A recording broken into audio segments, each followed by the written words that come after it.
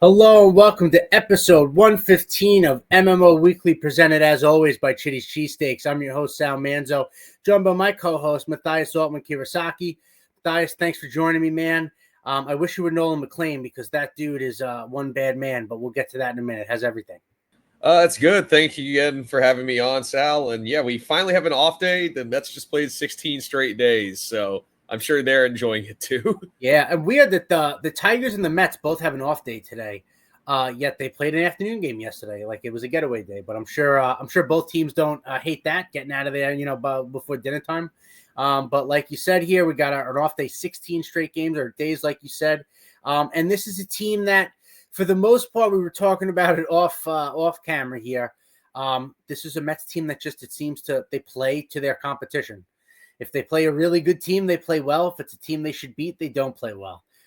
It's pretty frustrating, but there's a lot of positives, I think, to talk about here as far as with the offense and a lot of these young pitching, which we'll get to. But just kind of want to get your reaction here from the Tigers series that just wrapped up. And as the Mets head to Cincinnati for a huge series against the Reds, who are right behind them in the wild card standings. Yeah, I think they played really well in Detroit. And to your point about how they played the competition level, since they lost that series to the Braves last time we recorded. After that, they beat the Mariners in a series. So really, they've lost two series in those 16 days in a row they were playing. And they were to the Nationals, who are in last place, have the worst record in the National League, second worst record in the National League behind the Rockies, and the Marlins, who the Marlins aren't nearly as bad as they were last year. They're actually a solid team. I think they just got off to a really poor start. Yeah. But those are the two teams the Mets lost series to. And those two teams are below 500. They beat the Braves in the series in Atlanta. They swept the Phillies. They just took 2 of 3 from the Tigers. And really, like I said, the Tigers series, the offense came to play those first two games. They really helped bail Manaea out after he had a rocky outing again. Juan Soto drove in 6 runs that opening game. And then it was just a real well-balanced attack, I feel like, on Tuesday. And remember, everyone sort of points to that series in Detroit in 2023 as like where the Mets fell apart that year. And, the Mets could have easily spiraled after losing 3 of 4 to Miami. But they kept their heads together. And like I said, they played really well. I know that the last game was a little disappointing, but I don't have much to complain about from that Detroit series. They're a really, really good team, and the Mets took care of business. Yeah, right. Detroit's probably one of the 2 best teams in the AL, and to go in there and win a series, like you said, at points pretty handily, is impressive. You mentioned Soto. We know what he did in August. We know what he does in September, which is also good. So hopefully that continues. But, this is a team that seems to be, that can, at least their offense, right, can match up with any kind of the best team in whether it's American League, National League, doesn't matter. They seem to be able to do that. Obviously, Soto being hot for the month helps with that. You mentioned Sean Manaea, another bad outing. We'll kind of talk about the pitching in a second. But that, it seems like, is what's going to hold the Mets back the most, if anything, is, guys like Sang and Manaea, who they really were depending on being frontline guys, just not pitching well this year. And you're going to put a lot of faith now in young pitching. There's another one that's being added to that. We'll get to that. But, this offense is going to need to continue to slug along. Soto, guys like that, are going to have to keep doing what they're doing. We'll talk about Vientos, too, in a little while. But, I think you have to be pretty encouraged. It's frustrating. We'll get to some other things like Ryan Helsley and guys like that. But, the way things stand right now, I think you have to be happy with what you've seen over the last couple of weeks for the most part, like you mentioned. Yeah, and really the offense, we knew that this was a talented group. They underperformed, I'd say, for a few months, especially towards the end of July. And even the first week or so of August, I felt like the offense did not reach their full potential. I'd say through about that Milwaukee series. I'd say while that first series against the Braves in August wasn't pretty, that's when the bats sort of started to turn it around. Maybe it was the last game of that series against it was also sort of in that Mariners series you saw some signs of life, but ever since middle of August, the offense has arguably been the best in baseball. And we knew this whole time that they were capable of being a top offense in the majors. Now we're finally seeing the results of it. Yeah. It's funny. You talk about like you're finally seeing the fruits of that labor, like we talked about the Soto signing and everything. It seems like for the most part everything's clicking. But it was frustrating. Like it feels like the theme of this Mets team all year.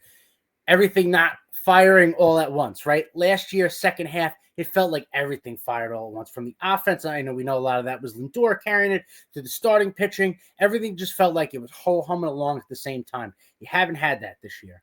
You're seeing it again this year. Like you mentioned, the offense is doing its thing. That in itself has seemed to now kind of hit its stride. You know what I mean? So, for the stretch run, you're excited about that.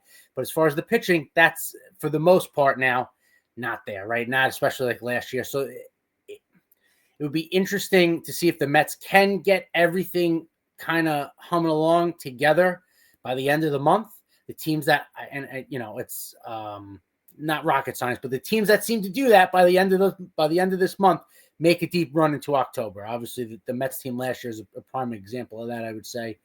But if they can continue to slug out these runs, you're not going to be able to bail out guys like Sang and Mania every outing. And we're going to talk about, kind of what I want to get your thoughts on what you think. I know part of what the Mets could do is depends on, I believe, what Senga agrees to. But the offense is going to be, at the end of the day, it seems like what's going to have to carry them through everything.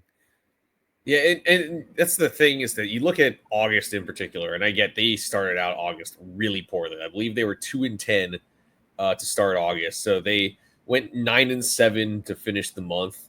But it was really uneven. I mean, they went 11-17, despite the fact that they had the best offensive month in franchise history, and they had a plus 21 run differential. That's just that normally that doesn't happen. They were really bad in 1-run games.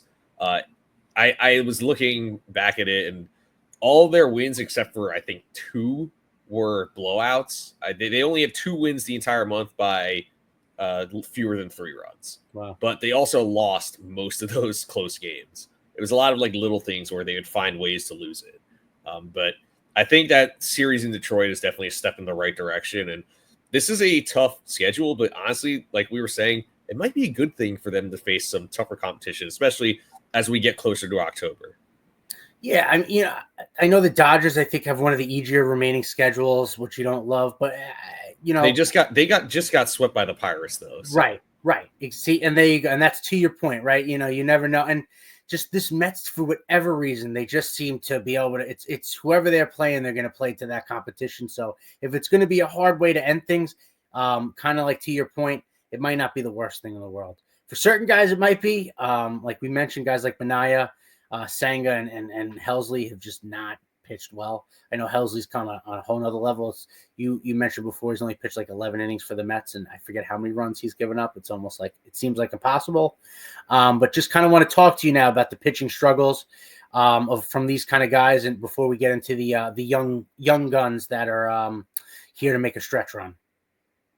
Yeah, the pitching struggles, it's really just alarming. And again, to your point about the whole, like they're never able to fire on all cylinders. Early in the season, it was all the pitching. Mm-hmm. Now it's all offense. And really, I mean, it comes down to 2 guys, really, like you were saying. Kodai Senga has a 6.56 ERA in the second half. That's all but one of his outings since he got injured.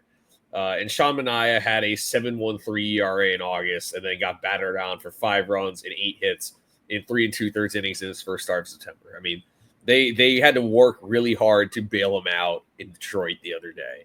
And the weird thing with Manaea is his strikeouts are up, his walks are down, but his home runs are up, and he's giving up way more hits. He's just getting battered right now. And I think there's 2 ways to go about it. I think it's different for these 2 guys, because I think if you ask Manaea to be a reliever, I think this could work out. I'm thinking also, like, say they get to the playoffs, they can probably try to move him over to the bullpen. Maybe they piggyback him with a guy like Clay Holmes. I can see that working out. He's been a reliever in the past. Kodai Senga has never been a reliever. Mm-hmm. They tried him as a reliever in the postseason last year, and it did not go particularly well. Granted, he was injured for most of the year, so who knows what could have happened there.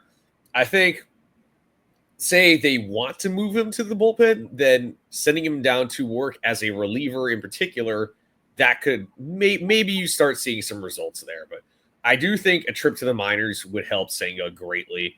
I don't know if he'll say yes to it, but it'll clear a roster spot, first of all, for Sproat, since he's coming up.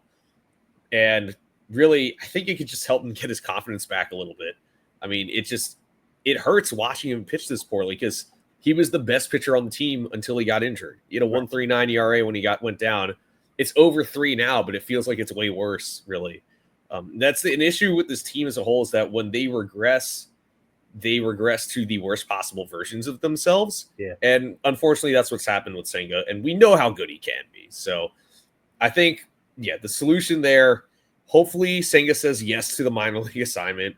And I think Minaya, maybe you keep him in the rotation for now, but there's going to have to be some conversation about maybe moving him to the bullpen, say for a stretch run, maybe into October. Yeah, I agree with what you're saying as far as I think, a trip down to the minor leagues would probably be the most beneficial for him. We don't know if he's going to do that. Like we say, he has that option that he can, decline it or not. I don't know. And it's another great point.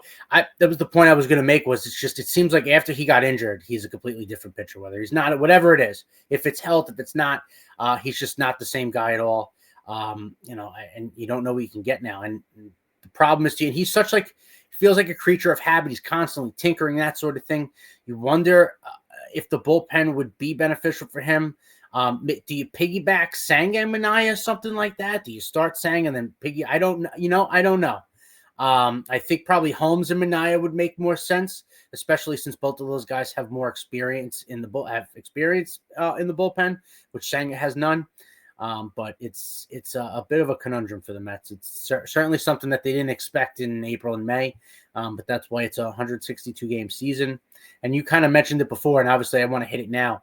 Brandon Sproat is going to be pitching Saturday for the Mets, another young guy getting called up. We'll obviously talk about McLean and Tong after this, but just want to get your initial reaction, what you're thinking with the news there. Yeah, so I believe he's going Sunday. So series finale against the Reds. Which is, that's going to be a big game. It's a big series, really. They can sort of put the Reds out of the picture, I think, if they take care of business here. I know the Giants leapfrogged the Reds the other day. So I think Sproat, it's about time, really. I know there were conversations about, fans wanted to see him last year. He really didn't adjust to AAA until the middle of this year. He had a 6.69 ERA through his first 9 starts this season, but since then he's a 3.1 ERA, and he had 7 shutout innings, 9 strikeouts in his last start. That was really his best start of the year. So I think that now's the time to give him a shot. And also he's postseason eligible since he was in the organization on August 31st. So yeah, I'm really excited to see him pitch. He has a solid mix. He keeps the ball in the yard. He was really good in Double-A. Just he really needed to adjust to Triple-A, and I think he finally did that. So I think he's ready for the big show, and I'm excited to see him pitch on Sunday. Yeah, if he's like his 2 other teammates now, we should be excited. And talking about things we should be excited about and guys that seem comfortable, Nolan McLean seems very comfortable in the big leagues. Whenever you're talking about your names next to Tom Seaver and X amount of starts that you've had and that kind of success, you have to be happy. The pitch mix is incredible. The movement on the sweeper, the arm action, just everything coming out of the same spot, I think is, for me, I think one of the more impressive things, that everything comes out of the same slot point for him. And, he just seems to be a bit of a bulldog.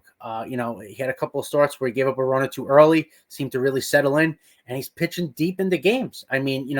For a team now that's starved for pitchers to pitch deep in the games, he's doing it regularly so far being here. Want to get your thoughts on him so far, and just do you think this is something that he can keep up? Yeah, he is so fun to watch. I was actually at his major league debut. Wow. And I was also at his outing against the Phillies where he threw 8 shutout innings. to finish off the sweep. And yeah, like you said, they needed length out of their starters. I mean, up until he threw 7 innings against the Braves, it had been only David Peterson for over 2 months that had gone 6 innings at least. And he's been able to pitch into at least the 6th inning in all of his starts. And I mean, I think it was Steve Gelbs who said it. Honestly, that start against Detroit might have been his most impressive. Sure. Because he got knocked around in the 1st inning. He was struggling to find his breaking pitches. He was all over the place, but he settled in and retired the last 14 batters he faced, holding a really good lineup in check. And like I said, he's 4-0 this year now. His ERA is 1.37, which is really good. He's only given up 1 home run so far. He's only walked 7 against 28 strikeouts. And control was like his one sort of red flag coming up through the minors. But he's had 2 starts where he's walked none. And again, that's an issue that this team has struggled with. I mean, I believe last I checked, they've walked the most batters in the National League. So they've improved greatly in that category ever since McLean came up. He's only 24, but he has the poise of a veteran, and it's really fun to watch him go about his business like that. I'd say honestly, I know the Rangers are coming to town next week, but it's kind of like watching DeGrom right now. That'll be a thing in itself. I don't know if DeGrom's slated to pitch or what. I believe he's slated to pitch the series opener next week. That's cool. That's cool. He'll get his tribute video and then hopefully give up 12 runs. Exactly. And everyone will love him even more here. But yeah, no, listen, you don't want to make any of these comparisons too early, right? It's not even a handful of starts at this point. But the stuff, the repeatability, and kind of that moxie seems to be there. He seems to be a guy that doesn't get rattled. He seems to be pretty even keel either way. And like you mentioned, as far as the start in Detroit, that, the 8 shutout innings is obviously impressive against the Phillies, but seeing when you have to face some adversity, your pitches aren't there for you in the beginning, like you said, and kind of having to gut through. So, that's hopefully the makings of something that can be good. And obviously Jonah Tong, it's 1 start. But he looks like Tim Lincecum, just like him. If he can replicate Tim Lincecum's prime, I think Met fans will be very happy. But another guy that seems like beyond his years, great stuff, seems to know his body very well. Seems like a great family. I know Gelbs did the interview with his parents. That was really cool hearing his kind of story. And just another one of these guys that, I don't think in April we would have said we'd be making, meaningful starts for this team in a stretch run. But here we are. And these, at least these guys seem kind of up for it. Yeah. And really, because he was in Double-A for most of the season, and then he gets called up to Triple-A. I remember when he was in Double-A, I thought in the back of my head, like, all right, maybe, just maybe, they could call him up. And I mean, first I wanted to see what he could do in Syracuse, but he only made 2 starts in Syracuse, and all of a sudden he's in the bigs. Yeah. And watching him pitch, I don't think he's necessarily as polished as McLean, but the stuff is there. Mm-hmm. I mean, his fastball plays up. He's got wicked breaking stuff. His changeup is really nice. And, he didn't walk anyone in his first start. That's great. Yeah. And like I said, that's been a huge issue for this pitching staff. And to see him not walk anyone is great. And I know that he sort of got betrayed by his defense a little bit. He ended up giving up 4 runs, but only 1 earned, but 6 strikeouts in 5 innings. I will say he did a lot of sitting around in the dugout. Yeah. The team scored 12 runs for him in his first 2 innings. So I'll be curious to see how he does against the Reds this weekend, where, what if he isn't sitting around as much in the dugout? But it was really fun. That was another game I was at. It was really fun to watch him go about his business. The stadium was really into it when he took the mound. Heck, even when he walked in from the bullpen, the crowd was getting fired up. Nice. So, yeah, it's great that there's a youth movement with the pitching in this organization. And there's even more arms on the way beyond these 3. I mean, Jack Wenninger is taking a big step forward. RJ Gordon, Will Watson. There's so many arms in the Mets organization right now that are taking steps forward, and it's an exciting time to be in the Mets organization, to be a fan of the team. Yeah, and to your point, I guess that's why the Mets have now the number 1 farm system in the sport. I believe I saw that according to ESPN. Yeah. So you got, if you're packing arms, I know that's Stern's thing. So we're waiting to see that now, having his kind of hands in this organization at the the developmental level. So we'll see. But with these 3 guys, it's a good start. Hopefully that continues with Sprode on Sunday. And speaking of guys that are good, hot, Juan Soto, he's good. People didn't think that the first month of the season. There was kind of a First 2 lot of months of the panic season. going on. First 2 months, maybe the first three. But Who knows? now, quietly, all of a sudden, my man might be having a 40-40 year. That's 40 bags and 40 home runs for people who don't know. It could happen. He's going to have a 30-30 year. For somebody that doesn't play great defense and run the bases well, seems like thinks he's really improved. And with the bat, whether the strategy change, whatever it is, he's hitting some home runs with guys on base. He's hitting with runners in scoring position. He was a monster in April, and he is now I believe, thrust in the middle of the MVP conversation in the National League. So I just want to get your thoughts on Juan Soto being really good at baseball. Yeah, contrary to common thought, he's actually lived up to his contract, I feel like, this year. 37 homers and 27 steals. He never gotten 20 steals in a season before. Here we are, he's at 27, and you can say, oh my God, he got picked off the other day, whatever, yada, yada, yada. He was below 200 with runners in scoring position most of the season, and now he's up to 231. He was a monster with runners in scoring position in August. And yes, he is a legitimate MVP candidate. I mean, his OPS is now up to 920. I believe good. It's the highest it's been in a while. And, all things considered, is he going to catch Ohtani? Probably not. I think he can at least leapfrog Schwarber in the race. We're looking at a guy, like you said, he's going to probably hit 40 home runs and steal 30 bags. There's an outside chance he even gets to 40-40. But he's played like the player who got close to $800 million this offseason. I mean, I at this point, if you're still complaining about the contract, I don't know what to tell you. This is the best player on the team, the best hitter on the team. And the Mets would not be even – I don't even know if the Mets would be in a playoff spot right now if he wasn't on the roster. Yeah, and he's got that batting average up to like 260 now, and that's what I hear the most from people. He's hitting 250. He's getting $800 million and shooting at 250. There's other stats we can look at to show that he is hitting the cover off the ball. And for the first couple of months of the year, especially runs in scoring position, and I think playing in Yankee Stadium for a year, he got a bit pull happy. He was trying to go for big swings. He's gotten back to the player that you know. And, I kind of talked to friends about this. He was a monster in August, and great players show up in September and later, and he is one of those guys. He's going to show up in September now, and eventually, God willing, in October for them. I would assume and think he's going to do the same thing because that's what he does. That's why you paid for all this money. That's why you bring in a guy in like this. We understand April, May, June, even July. Understand. But you're paying for guys like this to do damage in August, September, and October, and that's what he's geared up to do. Like you said, a 920 OPS. I didn't even realize it was that high, to be honest with you. So, I think we can get over the that he's not hitting 280, 290. I understand. But if you look at every other metric, the guy is carrying pretty much carrying the offense almost to a point. It may not feel like it, but like what Lindor was doing to that point last year.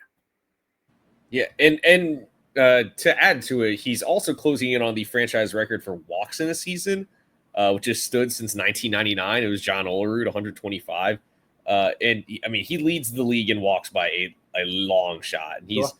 If I'm not mistaken, he's second in runs scored, only behind Ohtani, which of course Ohtani bats lead off for the Dodgers. Like that makes perfect sense that he's lapping the field there. Yeah. But this is one of the best offensive seasons in franchise history. I don't think that's a stretch there. And I mean, in a year where offense is down across the league, I think it's fair to say he's still one of the best hitters in baseball. I mean, Maybe he's not hitting at the same level as Aaron Judge or Ohtani, but this guy is a masher. And I think it's time people stop, throwing around like the overrated and overpaid stuff, and finally give him his respect. I'd say he's been a top 5 to top 10 player in the league this year. I agree with you. He's settled in, very nicely. Seems to be settled in more with the clubhouse, being in in Queens, that sort of thing. So it was only a matter of time. For a guy like that. And like I said, hopefully he continues this through September and then into October, because that's really what you're paying for a guy like that for. Another guy that's heating up is Mark Vientos. I want to give him some credit. He's had a really good last couple of weeks here. Seems to look like the guy we remember from last year. But hitting for more power here. I just want to kind of get your thoughts quick before we bring up another young guy. Yeah, I mean, look, I'll be honest. I was starting to lose hope a little bit. He'd only hit one home run from May 29th to August 17th. That's a long time to go with only one home run, but an 1158 OPS with 8 homers in his last 17 games, 22 RBIs in that span too. This is the Mark Vientos we saw last year. Sure. Honestly, it might be better than the Mark Vientos we saw last year. He's now officially above average by OPS plus, which is great because he did struggle for most of the season. He's earned all that playing time, really. I think that's the biggest thing is that he was really starting to lose time to Beatty and Mauricio. And now we've barely seen Mauricio play lately. It's not necessarily that Mauricio is playing poorly per se. It's just that Vientos has been that good lately. Even if it's at third base where he struggles or if he's just DHing, he's been making an impact one way or another. Yeah, no, I agree with that. And it seems like between the Mauricio, Beatty, Vientos, if you hit, you play. Beatty's been pretty solid offensively. And like you said, he had the last couple of weeks, 8 home runs, 22 ribs. That plays. If you're doing that, you're going to play. Defensive, shortcomings or not, it doesn't really matter if you're swinging the bat like that. So hopefully, again, another guy that we're seeing what we saw at the end of last year into the postseason. You're going to have to carry it now for another month or two. Hopefully, he can do that. And if not, a guy like Vientos or even Mauricio maybe can get hot. But like you said, he's taking at bats, especially from a guy like Mauricio, and hopefully he continues to do so because he's swinging the bat well. Another guy, young guy, don't know what to make of, but he seems to be battered, bruised, but can't be brought down. Francisco Alvarez is coming back to the Mets. I think he has 8 broken fingers, but he's playing through it. He's hitting grand slams. He's catching. I don't know what that's going to mean for Luis Torrens necessarily, but the troll is coming back, and hopefully it's this guy that's been mashing homers down in AAA with one hand. Yeah, and I will give credit to Torrens. He had 981 OPS while Alvarez was hurt. Like he did way more than anyone could have asked for. Yeah. While Alvarez was down. I mean, it's going to be great to get Alvarez back though. He was offensively the best catcher in baseball. Since he had come back from the injured list. And it was really unfortunate timing when he got hurt, especially because it's the second time he's hurt his thumb sliding. So hopefully he's learned from that. My only concern here is that he's maybe coming back almost too quickly. Sure. Because, a tear or a sprain in your UCL is a pretty significant injury. Mm-hmm. And then he had the fractured pinky too. I mean, those are two things that would probably hamper your swing. I'm just going to put it that way. Yeah. But hopefully, I mean, look, if he's, hitting grand slams in the minors right now on his rehab assignment, clearly he feels well enough to swing the bat. Now I'm just curious to see what he will do when he's back in the majors. Yeah, me too. I'm curious of what version you're going to get from him. Because like you said, when he came back from the first IL stint, he was really swinging the bat well. He looked good. So it was unfortunate to see him hurt again. So, you wonder what version of Alvarez you're going to get. And if there's signs that he's not swinging it well, or there's problems defensively. From what Torrens did, what you were talking about, the Mets should not be shy to give the reins back to him. I think I talked about, Vientos right before this, as far as whoever hits plays, it should be that same thing at the catcher position with the way Torrens was swinging the bat. They shouldn't try and hamper that too much. If Alvarez just looks overmatched, or really doesn't look healthy, like you said, if he's back a bit too soon, they're not in a position now to give him too much slack to find it, if that makes sense. Yeah, and I know that Torrens at times has struggled when he's gotten the extended playing time, but that's the thing, is that he's been a great backup.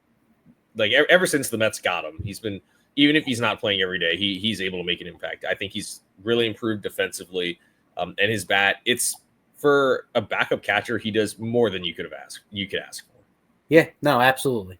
So, we hope Alvarez is healthy and can come back and produce. And if not, Torrens can keep up what he's doing. But remains to be seen. It's going to be a big series in Cincy. I don't know if I would thought of that a couple of months ago, but here we are. The Fighting Franconas, right? Eli De La Cruz, all those guys. It should be fun. And to your point, too, like you mentioned earlier in the show, if the Mets handle business this weekend, it should really put them in the rear view. I know the Giants leapfrog them. You'd mentioned that, too. But you can really put at least one of these teams probably to bed if you can really, win the series here and put a bashing on it. So hopefully they can. We'll catch you. If not, that'll probably wrap things up here. Mathias, thanks a lot. And we'll catch you after the Cincy series and through the rest of the stretch run here. So as always, everybody, let's go Mets.